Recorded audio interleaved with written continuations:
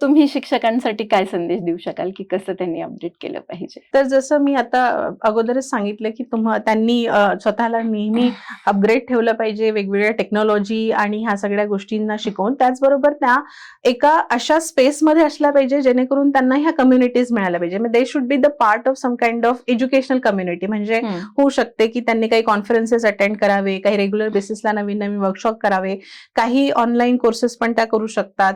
आणि जे काही अपकमिंग आणि करंट ट्रेंड्स आहे त्या गोष्टींचं सुद्धा त्यांना नॉलेज मिळेल. अशा काही कम्युनिटीज बरोबर जर ते राहतील, काही कॉम्पिटिशन्स मध्ये पार्टिसिपेट करतील, तर मला वाटतं त्यांचा सर्वांगीण विकास जो आहे तो घडून येऊ शकतो.